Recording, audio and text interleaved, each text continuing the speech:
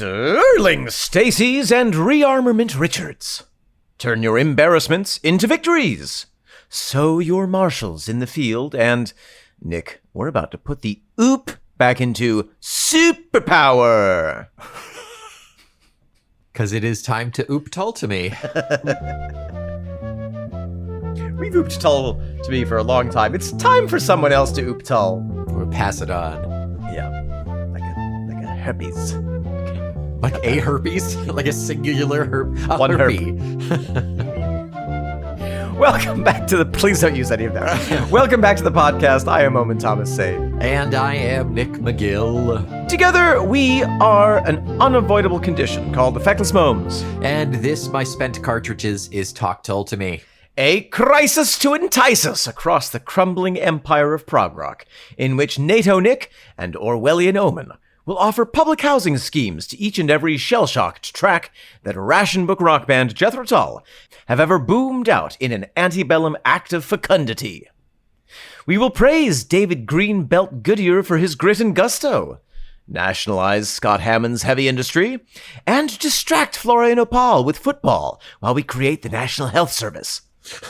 And if we can, make do and mend our hearts, turn a blind eye to the rebellions in our trousers, and resolve ourselves to 13 years wasted, we might just create a special relationship with the trade agreement tunesmith, the international instrumentalist, the no stranger to danger arranger, Ian Austerity is just the beginning, Anderson. Oh. Well done. Thank you. Well done. Nick? Omen. How long did that take you to write that? A little longer than normal, because Really? I had more time than normal. Yeah, I know it's worse than what it usually is. But No. normally I do it in 30 minutes, but because I have no time, because I had more time, took me about 45 minutes. I wish I'd only had 30 minutes for it. I would say it was the same quality, just stretched out. Oh, you think it's longer? No, the process to produce it was stretched out. My creativity is like air. It expands to fill whatever vessel is containing it. Yeah, it fits in perfectly. Yeah. Nick, welcome back to Here We Are in the podcast. We are on the flip side of the album, which I would call Doggerland, but it's actually called Homo Eroticus. Yes. Doggerland Plus, the subscription service. Monthly, every month you get a new decade of traveling through the world. Yeah, exactly. Eventually landing in England. We talk often about the point at which the historical line of Tull crosses the point at which you and I were born. Oh yeah, right. And today, we're actually going to cross the historical line of history as described by Ian Anderson, in which Ian Anderson was born. Right. So between Tripudium ad Bellum, which ended in 1939, and After These Wars, which is the 1950s, we need a little short song called Ian Was Born. When was he actually born? I thought it was 49 probably. 47. Oh, okay. Oh, interesting. So we actually literally did skip over him. Yeah. How very Ian of him To skip over himself? to say, in this short period of English history, nothing important happened. Look away. Look away! My birth certificate has been destroyed years ago. You'll never find it. You cannot prove I exist. He's burned off his fingertips, filed down his teeth. So, we are in the After These Wars section, Chapter 10, aka Track 10, aka Track 2 of Part 2 Prophecies off of Homo Eroticus. Halfway through part 2, it is only 3 parts. Interesting to note. Part 2 is 3 parts. It's 3 chapters. There's 3 chapters, yeah. So once we hit the halfway point of this song, we'll be halfway through. This part. We'll let you know. Yes, we'll have parts, we have chapters, we have songs, we have an album. Yep. We have abundance, fecundity, and confusion. We've got rhythm. We've got music. We've got our man. Who could ask for anything more? I certainly wouldn't. why don't we listen to After These Wars? 1950s.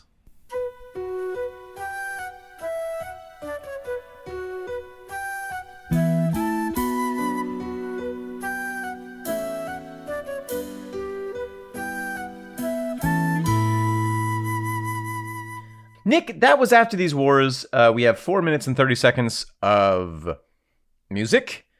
And why don't we talk about that music that I just mentioned? Goodness me, what a lamentable, contemplative song that is. Yeah, I knew the 1950s were depressing, but my God. And it wasn't even the Depression. It wasn't even the Depression. Yeah. I've been treated for economic depression. I do find it fascinating that Ian, Mr. Anderson, if you're nasty, on this solo album...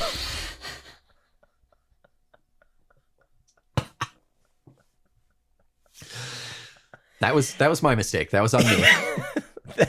On this album, a solo album, which is about the entire human history of Great Britain, has chosen to make the most depressing song thus far the one that takes place during his childhood. Well, he can assume that all other time before was like potentially positive. But he knows for a fact. He knows he was there. Yeah, that's right.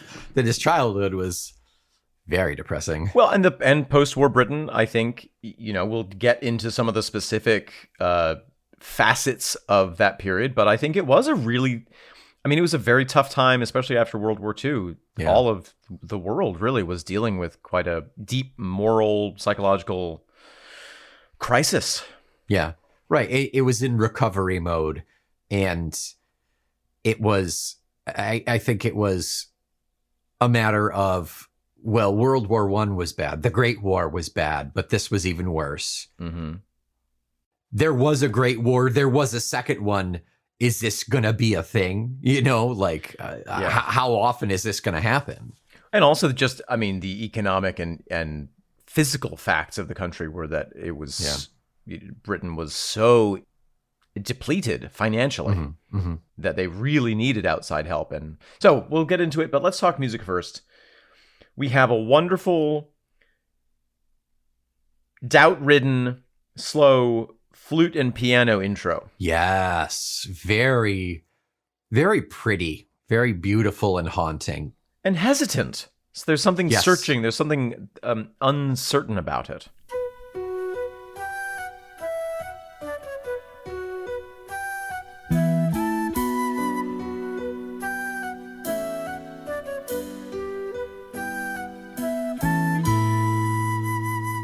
Kind of sounds in the mist, you can't quite pinpoint it. It's kind of, maybe it's coming from over here, it's coming from over there, it's a will-o'-the-wisp. You want to follow it, but it's leading you to danger and depression, sadness. Danger is all around you. What can you trust? Yeah. All the things that you thought were the most sacred, like, not doing genocides in Europe, have gone out the window. I trusted it, and yes. Yeah. One of the critiques that has been made about this album is that some of the tunes are not as catchy as things we've heard in other albums.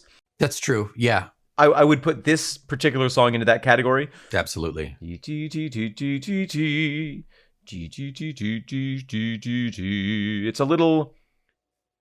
not something I'm going to be belting on the freeway.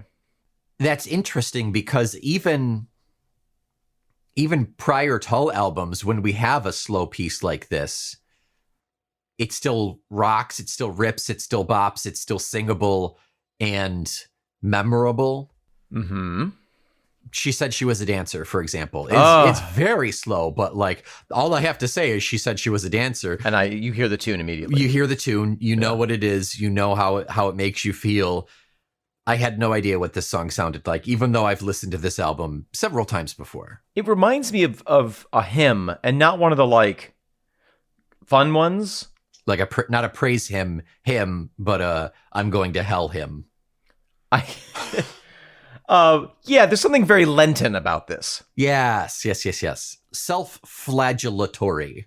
Think about what you've done. And remember to give lots of money to us. Don't eat chocolate for 3 weeks. And only fish on Fridays. Perfect. The drums are very light in the beginning. Yes. Yep. Mostly cymbal work. Very, very light cymbal work. Yeah. As we open up a little bit, the piano, kind of as with the previous couple of tracks here, the piano is really doing its work. Mm-hmm. It's a beautiful, beautiful thing that's happening with John O'Hara, his fingers. And I think it's another example of what we've heard, I think quite recently, is that it's not the backbone. It's allowed to kind of flow. It's allowed to be liquid. It still keeps us going, but there's a lightness and an airiness to it. Yeah, it's not the backbone. It's the front bone. It's the front bone. It's the sternum, the breastbone. There you go. Yeah. And Florian is just kind of a hearty buzz in the background. Yes. For most of this song. Yep. Yeah. You every now and then you'll hear Florian and David Goodyear kind of chiming in here and there. When you do hear David's bass, I don't think it's a matter of him being buried in there. I think he is kind of just fairly sparse in this song. But when you do hear him, he's really meaty. He's very substantial. It's nice. There are a couple moments when David Goodyear plays some 16th notes, which I find kind of interesting. Mm-hmm.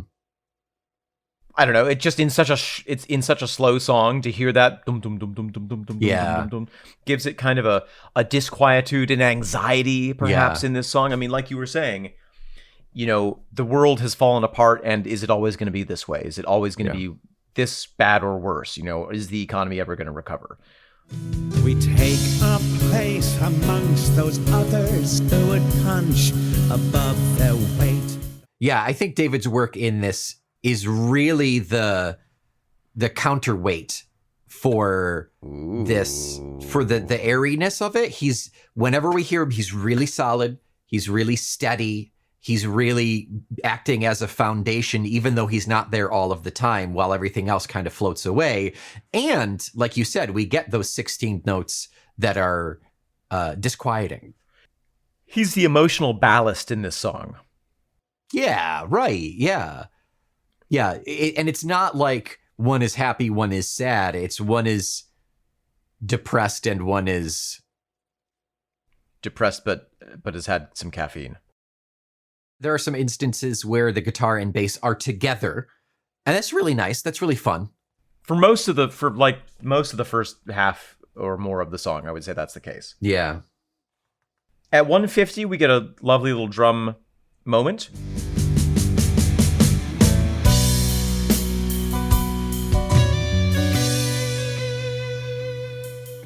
Like a really quick little transition, right? Just kind of like a slight ramp up, like, okay, we're now shifting into 1.5 gear. Yes, right. The engine has warmed up a little bit now. Yeah, it's a diesel, so we can actually start to drive. Yeah. Shortly, about 5 seconds later, 155, we do hear Florian's first really nice riff of the song, which hints at some lovely work that Florian is going to do a little bit later. In about 19 years. It's really good stuff. We're any day now. Any day. I expect it in my mailbox.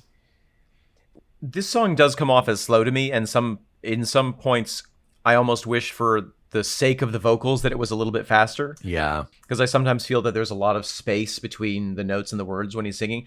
On the other hand, there's some really beautiful moments that Ian has vocally where he hits a note and rises, and his voice is totally supporting it, and you're like, oh, okay, wow. Yeah, there's a richness to his timbre for most of it. Every now and then he gets just a little too close to the sun, and I think you catch a little strain here and there. But when he's down in his comfortable zone, like, it's really nice. It really fits the feeling of the song, of that kind of defeat feeling. Oof, yeah, the defeat of victory. Yeah. I particularly enjoy, I guess it's a bridge, the After these wars, when gentler winds were blowing, after these wars, when stocking tops were showing, when the co-op gave us daily bread and penicillin raised the dead. He's kind of raising up the note each time. That is so well supported. I think that is maybe my favorite part of the song, and maybe the most successful vocally. I think so. Yeah. After these wars, when gentler winds were blowing, after these wars, when stocking tops were showing, when the co-op gave us daily bread, and penicillin raised the dead, and combine harvesters kept us fed. After these wars. At about 3:30, we take a little break from the singing, and OMG, Florian Opal. Oh, my guitar. Oh my guitar. It's so fun.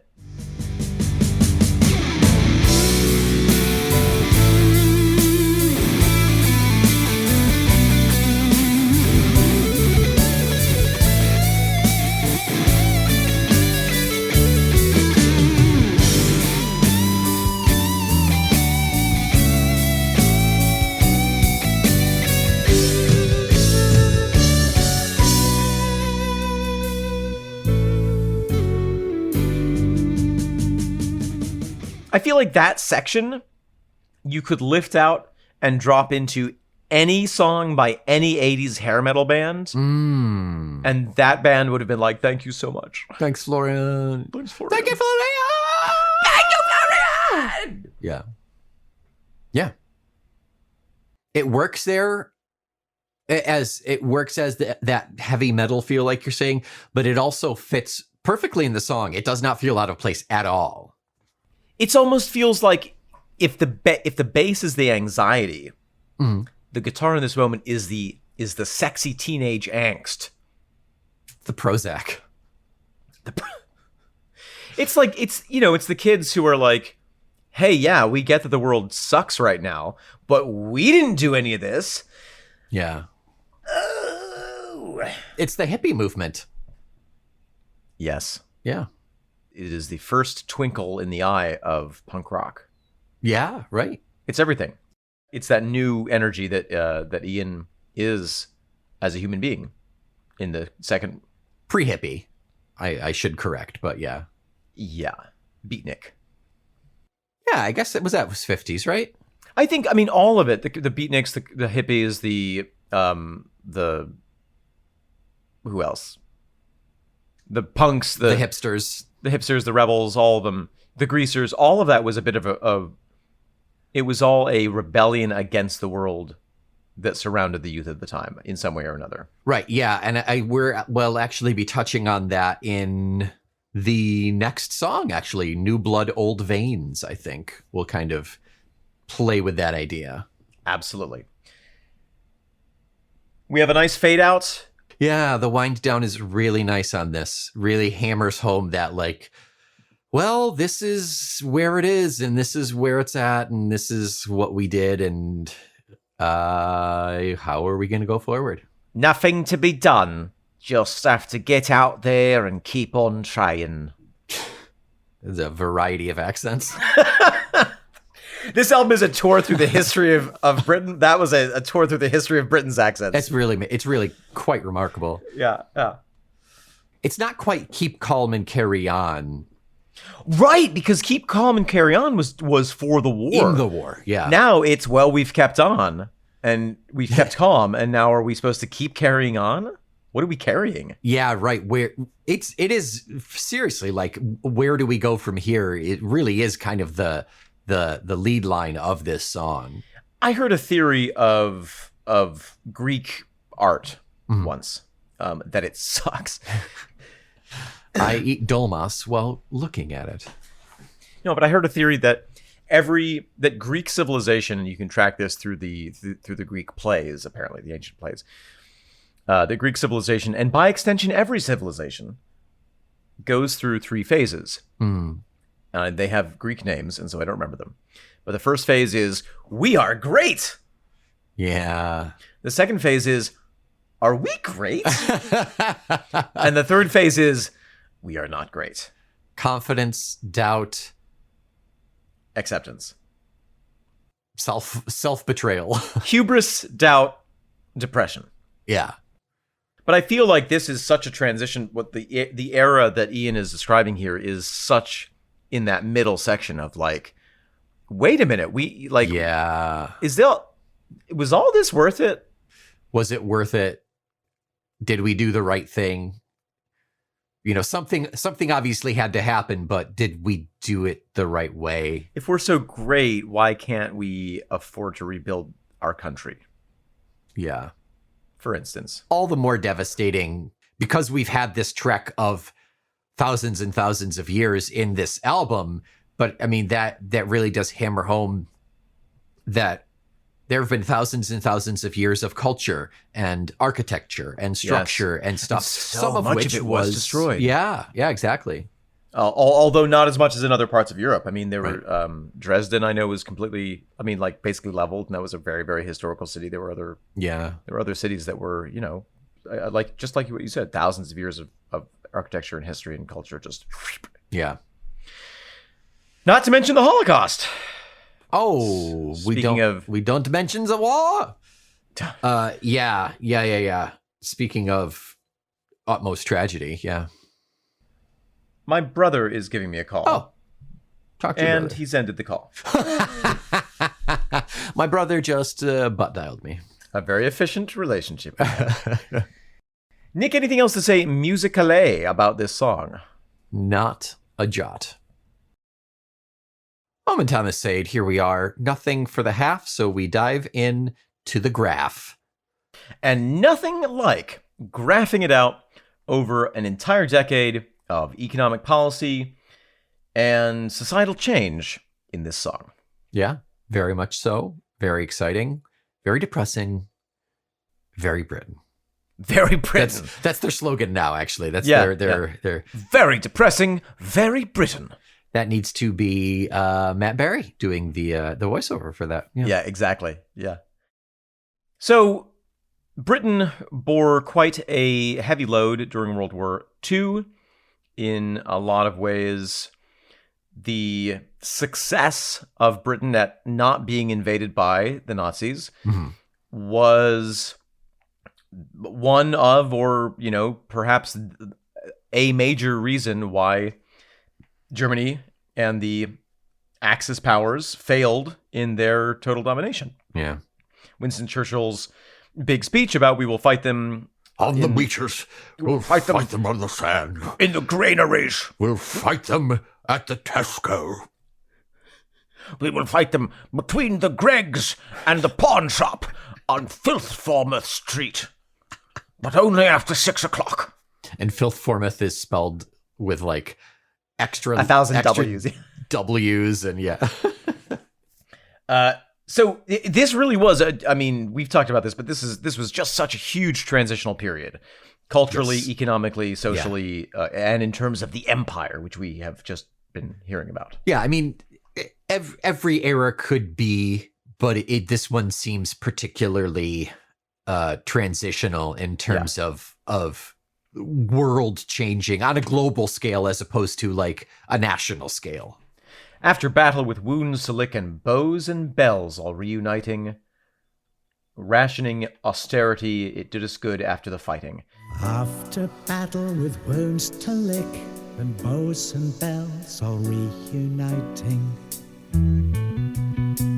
rationing austerity, it did us good after the fighting.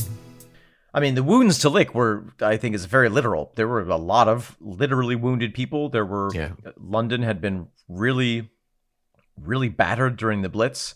My aunt, whom you've met now, when she was a child, she was sent off to America because, along with quite a lot of other children were often sent out of London, either to the countryside or, if they could, to other countries to avoid the Blitz. Oof. Yeah. That's Crazy. bonkers. Yeah, and so to lick your wounds is, I mean, it's a reference to an animal licking its wounds after a fight. Yes, to clean them, to recover from them. To take care of them. And that's the winner, because the one who is not licking their wounds is dead. You know, so technically you've won, but you didn't get out unscathed. Yeah. Rationing austerity, it did us good after the fighting. That's fascinating to me. Like, and I wonder how much of that is that fascinating British philosophical position of, well, just get on with it, keep a stiff upper lip. Yeah. Things aren't great right now, but that's where we can really show our true quality as Britons. So the austerity program was an actual fiscal policy in the early 21st century, following the Great Recession. Well, and we've seen it at various points in the 20th and 21st century. I think in this case it was, well, Britain doesn't have any money because they spent literally their entire national wealth just trying to survive the war. Yeah. And so there isn't money for things.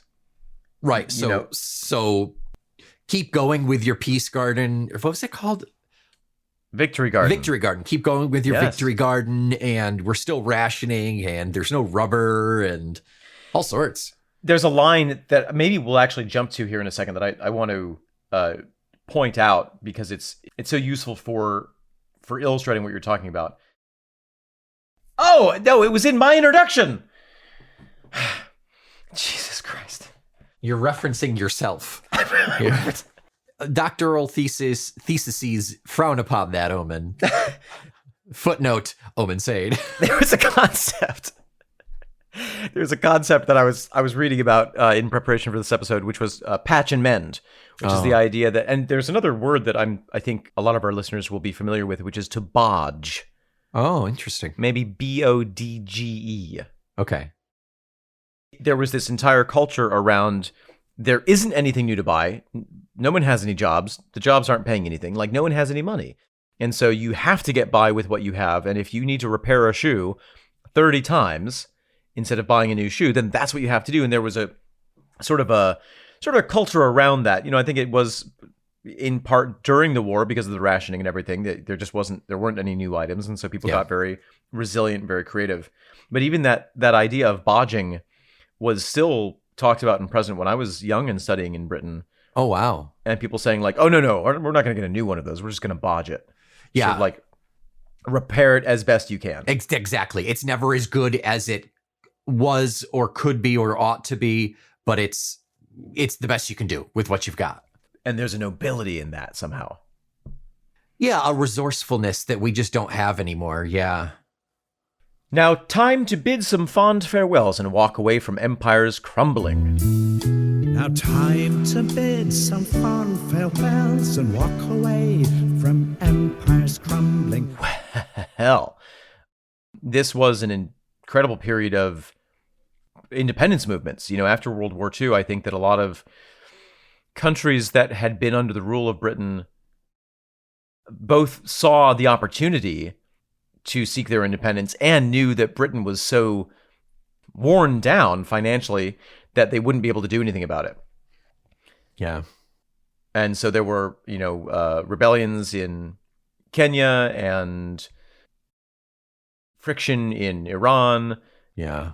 India, the whole Indian part of the British Empire got carved up and given independence in various pieces, which has caused problems ever since because a lot of lines were drawn arbitrarily. Yeah.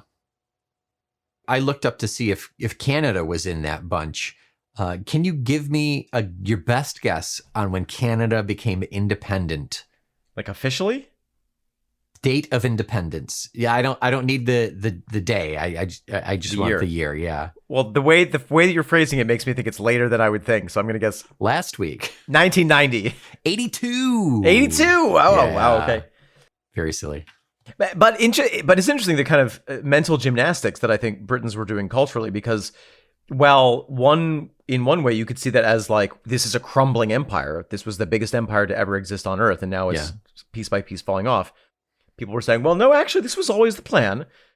Right, yeah. we were just getting these countries up to be able to support themselves. Yeah, and now we're doing a great thing and pulling out and, we're giving them their independence. Yeah. Leaving everybody in a financial crumbling ruin. Right. Because England certainly can't afford to keep things running elsewhere if they can't afford to keep things running at home. Yeah. And there's a reference to that in the previous song, in the Pax Britannica, when they say, straight the ball and best of all, when time has come, we take our leave. Straight the ball and best of all, when time has come, we take our leave. There were some of these conversations before this around, like, you know, is this empire going to be permanent? Is this just a phased thing? So always amazing to see how the human mind can justify change. Yeah, right. To make yourself feel better about what you've done and about what's about to happen. Exactly. What's to come, yeah.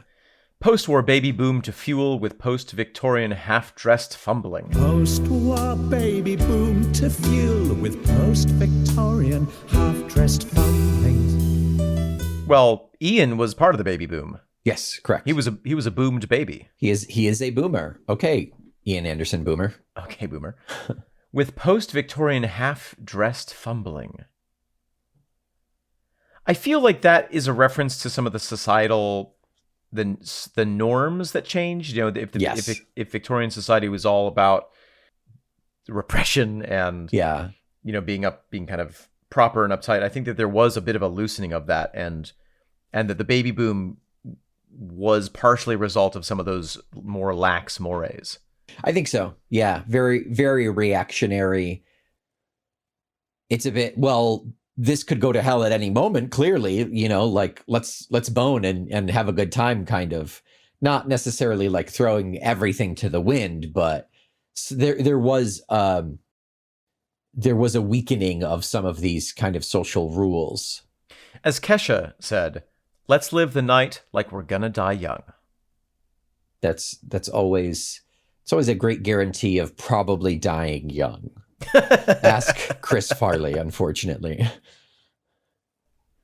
It's also notable that Labour had a big landslide after the war.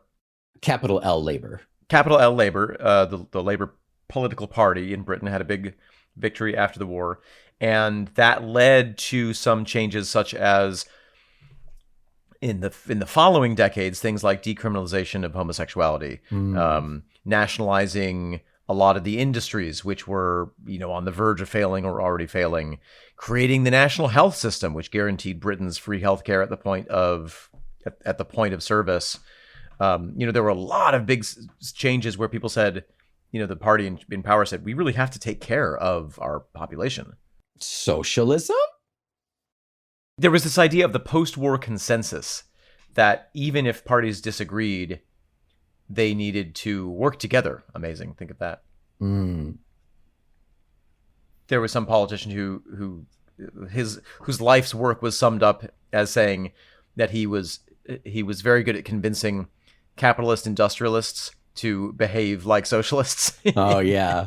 And to say, like, it actually makes sense if we nationalize this and it'll be for the benefit of everyone. Yeah, that's nice. But there was a big swing culturally and politically and in terms of policy toward cooperation, toward support for communities and organizing to create a social society. What am I trying to say? A supportive society? Yeah. I mean, what better time to try and convince people for that than when the need was so high. You all need to rebound, together. Yes. If you don't work together, and you just spent the last 4 years like working your asses off together. Yes, exactly. So it was, I mean, lots came out of that. Yeah. However, there was also, as Ian points out, a new cultural change on the horizon. I see a screen, gray cathode tube in walnut cabinet, place of pride, in holy family living room, clipped tone announcer, powdered face, and now to mold public opinion, sanctify the good and great. Lordly over his domination, brash television seals our fate. I see a screen, grey cathode tube, in walnut cabinet, pride of place, in holy family living room, clipped tone announcer, powdered face. And now to mold public opinion, sanctify the good and great, lordly over his dominion, brash television and seals our fate. The television became accessible. Yeah. So it became much more readily accessible. There was much more to be viewed on the television. I mean, before that, it was the radio. I mean, it was the fireside chats. Churchill addressed the nation over radio, didn't he? He did. Yeah. I think that FDR was the one. That was fireside chats. Yeah. Yeah, that was the fireside chats.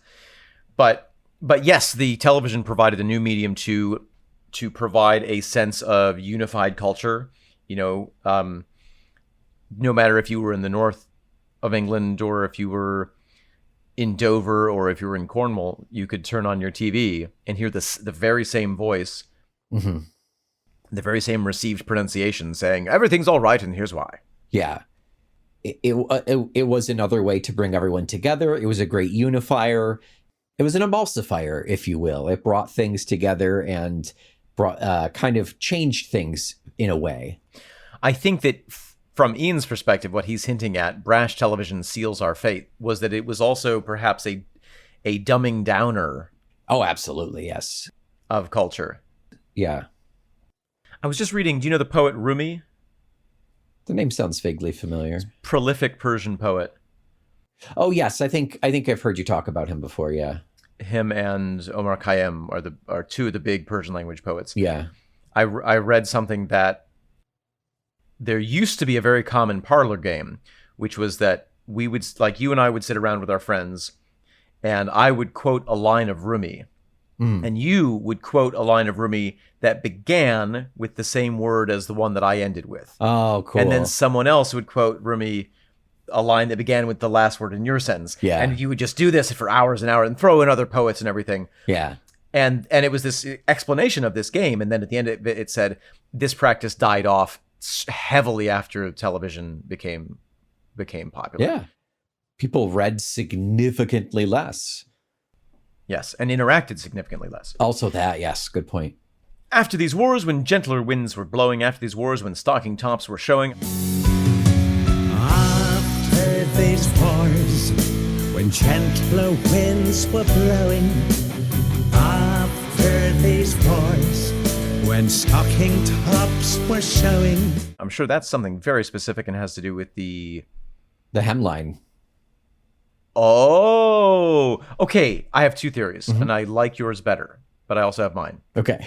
Which is that silk would have been in short supply, and so if you were going to manufacture pantyhose or stockings, maybe they wouldn't go all the way up. They were shorter, yeah. They were shorter. Okay. When the co-op gave us daily bread and penicillin raised the dead and combine harvesters kept us fed after these wars. When the co-op gave us daily bread and penicillin raised the dead and combine harvesters kept us fed after these wars. So we're seeing an advancement of culture, a change, a fairly dramatic change in some of these aspects of culture. Yes, and economy. And they're not necessarily for the worse. Right. Yeah. Here's some of the good stuff. Well, we had medical advancements because of the war. Yeah. And now we have things like penicillin. There were lots of medical advancements that came out of World War II. There needed to be. Unfortunately, some of those were due to things like Nazis experimenting on human beings. Yeah. There was also lots of medical knowledge that was lost as a result of the wars. Yeah, sure. Particularly on the German side, but...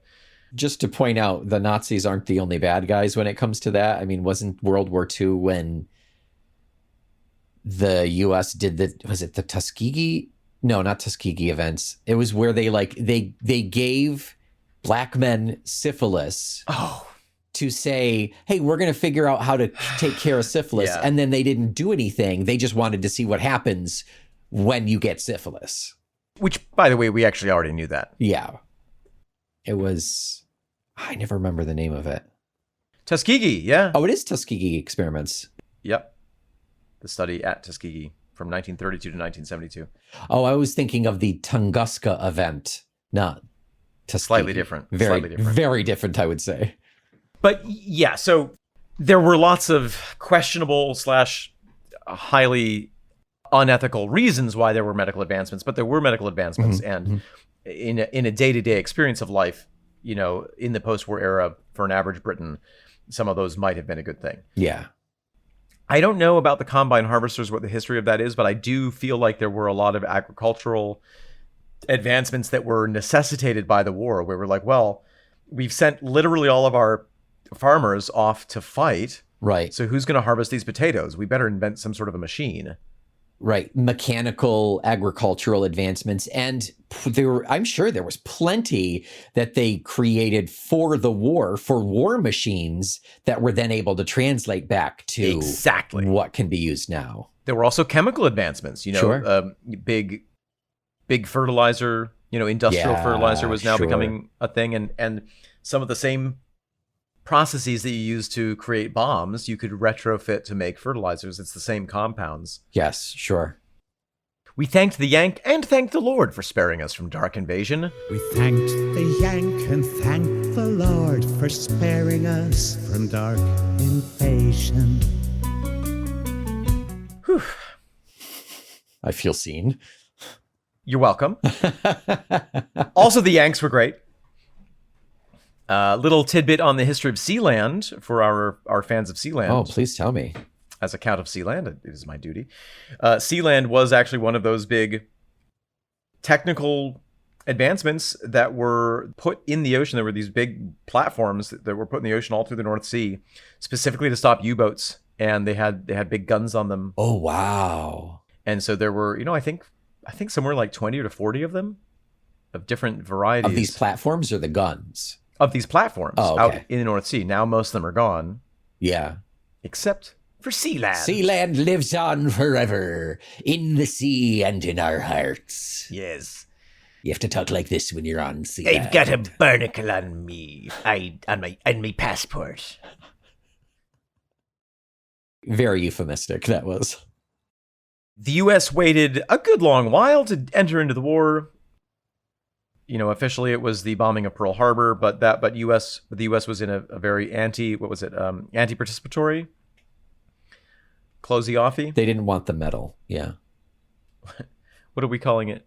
What do we call it now? Isolationist. Yes, right. And so the American decision to enter the war really was a game changer across the world, but particularly for Europe. Right, because we were the cavalry who finally came in and said, you know what? Yeah, we'll do it. We'll help. Because it looked like if it was Europe didn't. Over. Yeah. We needed to step in. We sent men with guns and ladies with donuts. Is that true? We sent ladies with donuts? Yeah, there was one of the big operations in the war was there were these trucks that were like imagine a food truck nowadays, but they were little donut factories. Oh, and so wow. they would, these tired Britons and Frenchmen on the front lines would suddenly have, 10,000 American troops and a truck pumping out 100,000 donuts a day being served by pretty blonde women. Funny. Yeah, of course. And they were like, you know what? I can fight for another week. Yeah, let's do this. Right. A little morale and a pretty lady, and that's what it takes to put a little zip in your pep, little jot in your iota. Yeah, exactly. Now, to liberate, rebuild, and balance Europe's new equation. Spooky spies in from the cold with lies and secrets to be sold to bigger brothers, bigger bombs, le carré thrillers to be told. Now to liberate, rebuild, and balance Europe's new equation. Spooky spies in from the cold with lies and secrets to be sold to bigger brothers, bigger bombs, le carré thrillers to be told. That could be the blurb for Under Wraps. Very much so, yeah. That sense of now we're moving into a new era where we've all had enough of direct war, and maybe now we're going to do some different types of war that's a little less deadly for us. Coming from the cold, meaning the Cold War. Yes, exactly. And spooky doesn't mean like scary, but like that's another name for a spy is a spook. Oh, of course, sure. Yeah. So it's redundant. Yeah. It's the adjective of the noun. It's like saying spy-y spies. It's like saying my Mona Lisa. Oh, is Mona mine? Yeah. Oh, okay. It's like saying spiced chai tea, Yes, right. Yeah. which if you ever want to absolutely enrage my spouse, drop those series of words in any conversation. Ooh, I'm writing that down for when I'm there in October. Katie, did you have any spiced chai tea by any chance? Chai means tea. I hate showing my cards, as you know. Ace of Spades. Damn it! One of my running friends just happened to bring up the Gregorian calendar yesterday while we were having coffee, and I lost it for about 50. I had to stand up and physically walk away from the conversation at one point Wow. because I get mad about it. Yeah. And they were like, and all of them were like, "We're so glad that we found this out." And I was like, "No, you can't bring this up." They found the hole where you shoot the black arrow in Smaug. That's exactly it. That's exactly it. We take our place amongst those others who would punch above their weight. We take our place amongst those others who would punch above their weight. This is such a fascinating line, Nick. What does it mean to punch above your weight? To fight back against someone stronger than you, someone who is better able and has the better likelihood of defeating you. It's specifically a reference to which sport? It's boxing. Exactly. Kneading bread, right? You punch it down. Yeah, that's it. It's a really big ball of dough. But no, you're right. It's boxing, so you're classified by weight, and Yes, if you right. are going up against somebody who is a higher weight than you, they are by definition a superior force. Yeah, they have a better advantage. It's usually size and strength. And weight. And weight, yeah. So he's saying, right, we used to be this empire. We used to actually have the money and the troops and the industry to back up what we said. There's a great example here of this idea of trying to punch above your weight can be pithily summed up in a quick review of the Suez Crisis. Everyone's favorite crisis. My favorite. I love it. I love it. In 1955, Churchill retired. This is so immediately after the war, the Labour Party took over. It swung back to the Conservative government with Churchill. Churchill retired, replaced by Anthony Eden as prime minister. In 1956, the president of Egypt nationalized the Suez Canal Company, which went directly against the international agreement that had been signed a couple of years before with the UK. Oh, wow. Because the UK had helped, I think, build the Suez Canal and were helping to control it, run it. And Eden, British Prime Minister, saw this as, he's going to try to be a dictator. We have to stop him. Tried a bunch of international pressure, didn't work. Finally, Britain, France, and Israel invaded Egypt and occupied the Suez Canal. Holy shit. Eisenhower said, "What the hell are you doing? Wow. And we're going to withdraw funding from you, Britain, unless you get out of there." Wow. Eden didn't have the troops, didn't have the money, didn't have the political support, and eventually had to pull out with his tail between his legs and say, "Okay, Eisenhower, yeah, you're right." Wasn't Ike like a war general too? Like, that's amazing. Well, he was, but I think that it was just the timing of everything and saying America will not support a military intervention in this period. Yeah. In this instance. Huh. And so historians cite that as like, that there it is. There's the proof in the pudding. Britain is no longer a superpower. Oh, yeah. They couldn't back it. Right. Yeah. Interesting. No. Huh. They didn't have the bite to back up their bark. Yeah. Delicious. Steak. Divest ourselves of glowing mantle of old Britain great. Bit part cast in Hollywood, ripe old thespian, tolerated. World-weary ham upon the stage, evergreen but overrated. Divest ourselves of glowing mantle of old Britain great. Bit part cast in Hollywood, ripe old thespian, tolerated. World-weary ham upon the stage, evergreen but overrated. You know what this makes me think of? No. Star Wars. Alec Guinness? I was actually thinking more all of the Imperials. Oh, okay, sure, yeah. I love that Ian brings this up because it's not just that financially or politically, Britain was becoming weak in this period. But also, people were saying, you know what we really want are those American actors. We really want Britain, English actors, they're old school. They're kind of like, all they know is Shakespeare. Yeah. We want these hot American actors, these rebels. And so British actors in Hollywood were always playing the villain. Oh, yeah. Okay. Yeah. Basil Rathbone, Christopher Lee, all of the bad guys in Star Wars all have British accents because that was just kind of what was expected. That was the trope of that era. Obviously that's the 70s, but this is, I think, laying the groundwork for it. Yeah. Yeah. And then we finish up with a quick reminder about the co-op penicillin and combine harvesters. That's what happens after these wars.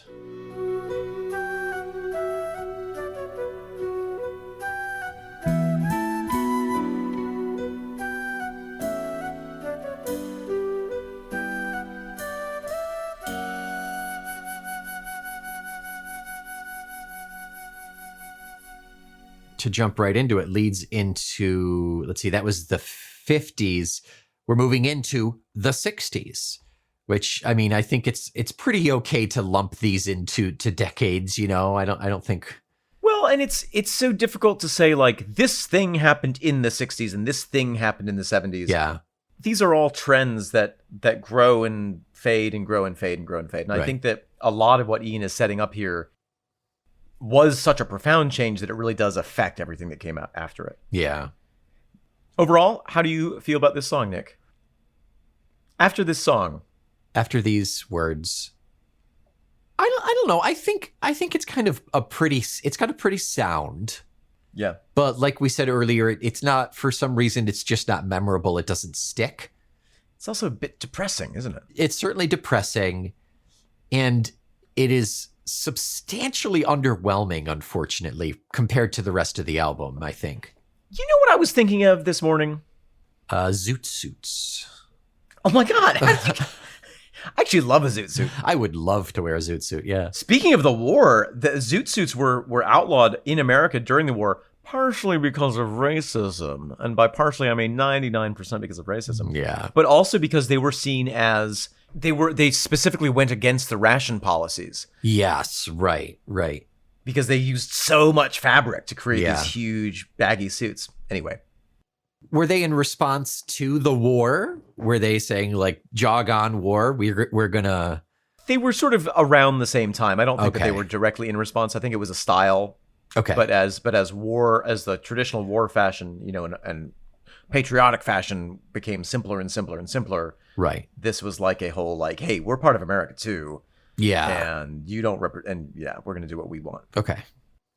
Zoot suit riot, riot.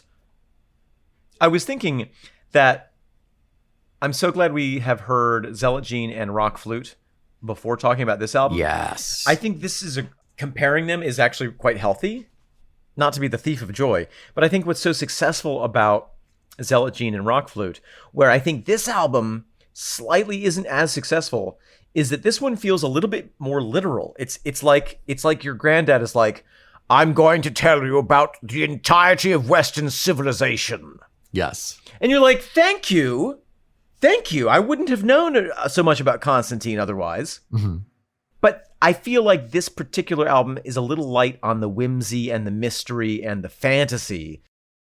Yeah. That with things like Zealot Gene and Rock Flute, we're still taking a historical document as a base. Yeah.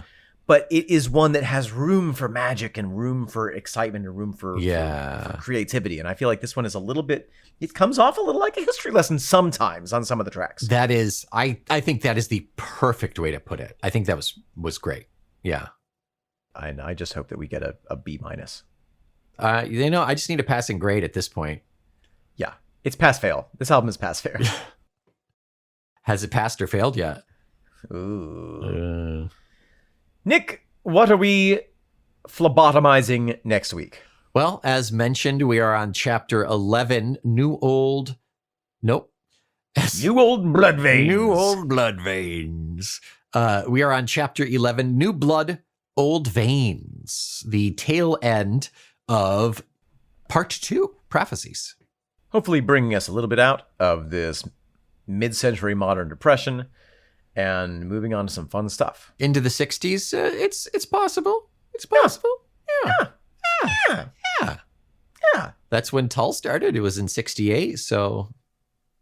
Sure, exactly. So that Well, that's their first album, it's hard to pinpoint when... 69. Yeah.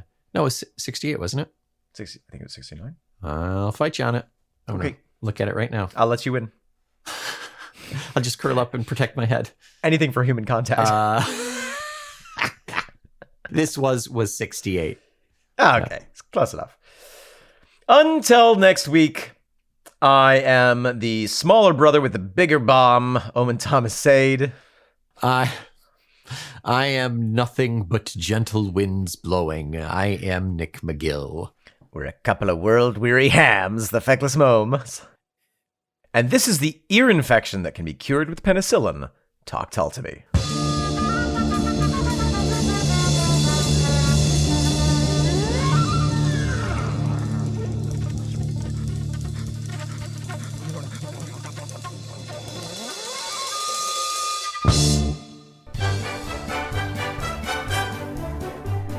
Germany was having trouble, what a sad, sad story. Needed a new leader to restore its former glory. Where, oh, where was he? Where could that man be?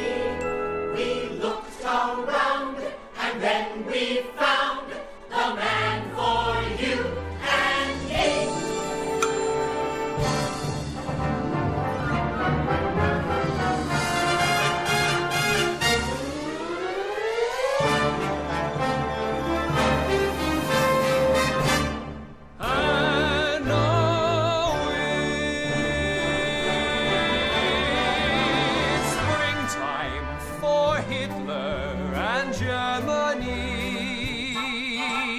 Deutschland is happy and gay.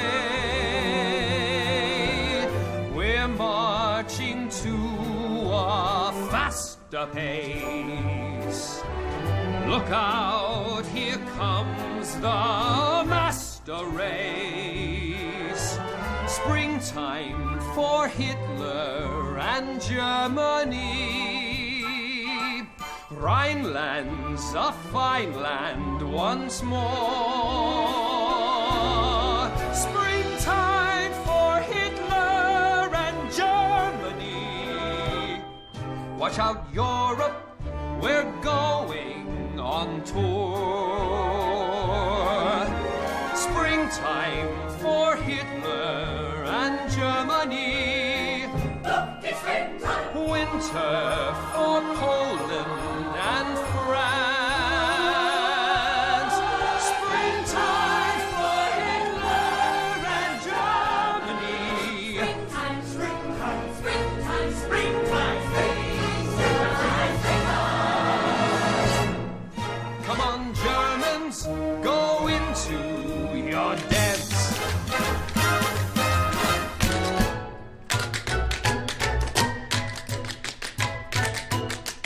I was born in Dusseldorf, and that is why they call me Rolf.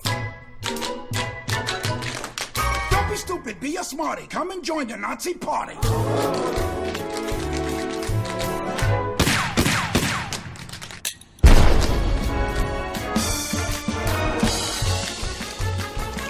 I never. Talk about bad taste. Come on, let's get out of here before they kill us.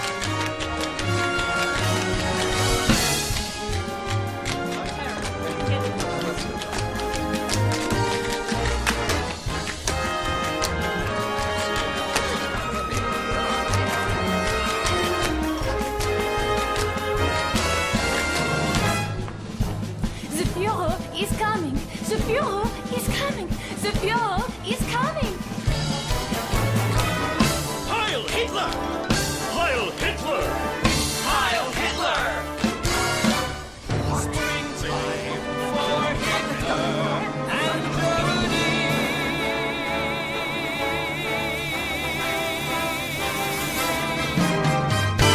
Heil Hitler! Heil myself. Heil to me. I'm the crowd who's out to change our history. I'll myself raise your hand. There's no greater dictator in the land. Everything I do for you. If you're looking for a war, here's World War II. I'll myself raise your beer. Every hotsy, totsy, Nazi stand and cheer.